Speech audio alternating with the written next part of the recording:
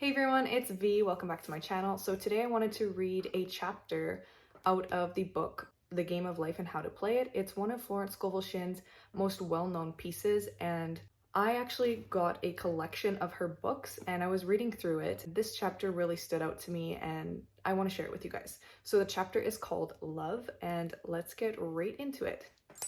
Every man on this planet is taking his initiation in love. A new commandment I give unto you, that ye love one another. Also, just so you know, there's a bunch of phrases from the Bible that she ties in and explains how to use these affirmations from the Bible. These are basically just affirmations to help reprogram your subconscious mind or pray to God or manifest whatever your belief system is. It works. So let's continue. A new commandment I give unto you, that ye love one another. Ouspensky states in Tertium Organum that love is a cosmic phenomenon and opens to man the fourth dimensional world, the world of the wondrous.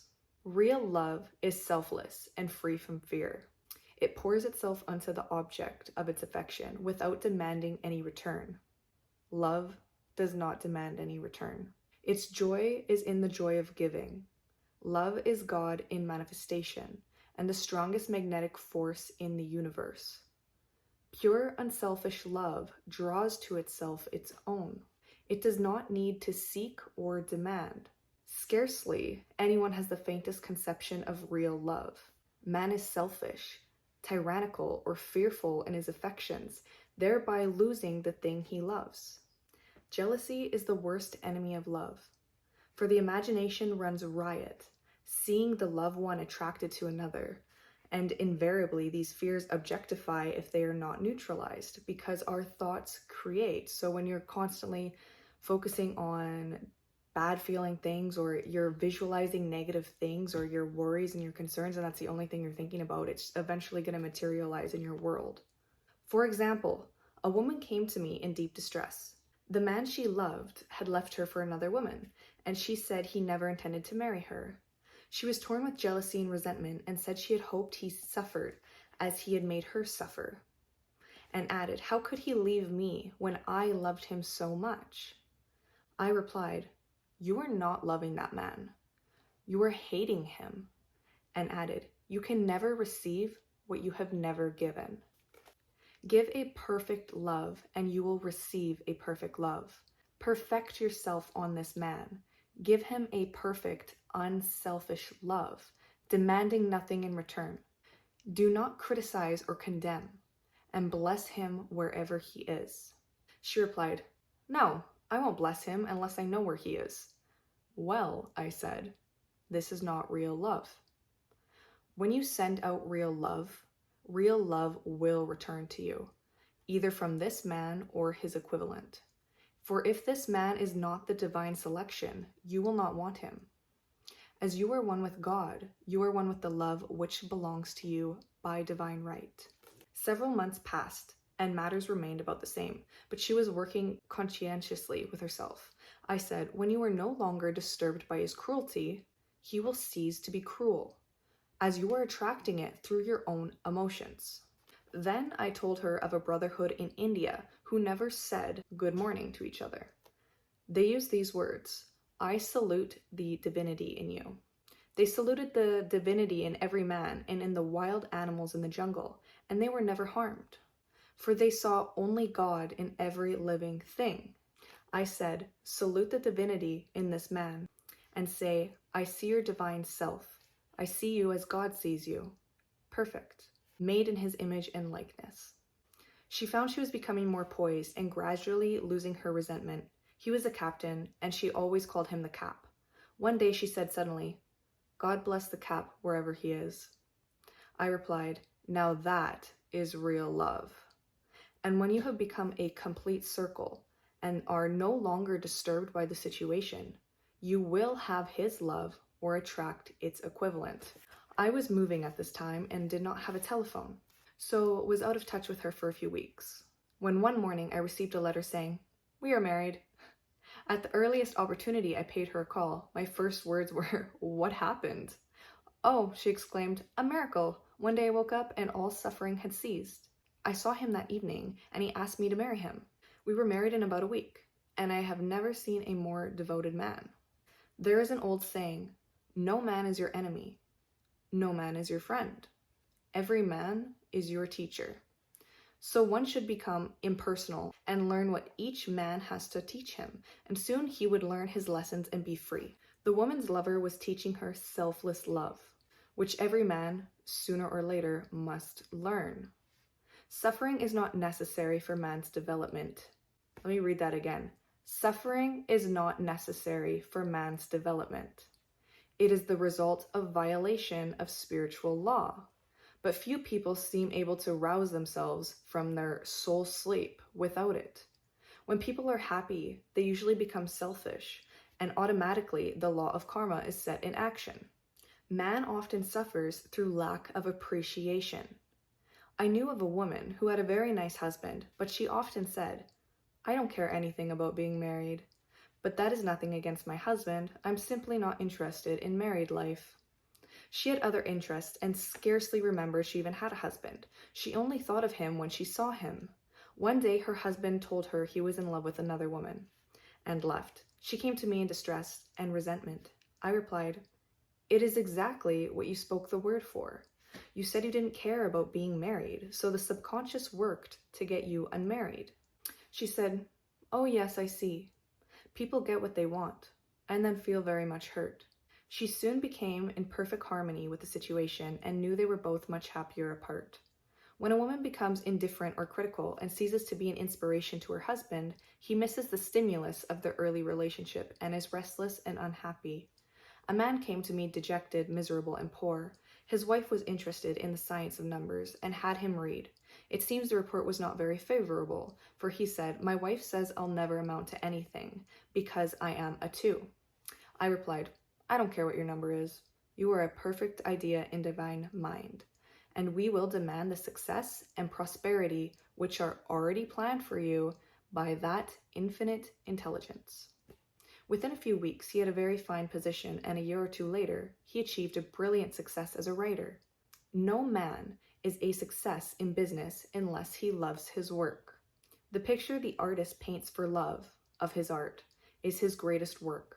The pot boiler is always something to live down. No man can attract money if he despises it. Many people are kept in poverty by saying, money means nothing to me, and I have a contempt for people who have it. This is the reason so many artists are poor. Their contempt for money separates them from it. I remember hearing one artist say of another, he's no good as an artist. He has money in the bank. This attitude of mind, of course, separates man from his supply. He must be in harmony with a thing in order to attract it. Money is God in manifestation, as freedom from want and limitation, but it must be always kept in circulation and put to right uses. Hoarding and saving react with grim vengeance. This does not mean that man should not have houses and lots, stocks and bonds, for the barns of the righteous man shall be full. It means man should not hoard even the principal. If an occasion arises when money is necessary, in letting go of it fearlessly and cheerfully, he opens the way for more to come, for God is man's unfailing and inexhaustible supply. This is the spiritual attitude towards money, and the great bank of the universe never fails. We see an example of hoarding in the film production of Greed. The woman won $5,000 in a lottery, but she would not spend it. She hoarded and saved, let her husband suffer and starve, and eventually she scrubbed floors for a living. She loved the money itself, but put money above everything else. And one night, she was murdered and the money taken from her. This is an example of love of money is the root of all evil. Money in itself is good and beneficial, but used for destructive purposes, hoarded and saved or considered more important than love, brings disease and disaster, and the loss of money itself. Follow the path of love, and all things are added, for God is love and God is supply. Follow the path of selfishness and greed, and the supply vanishes, or man is separated from it.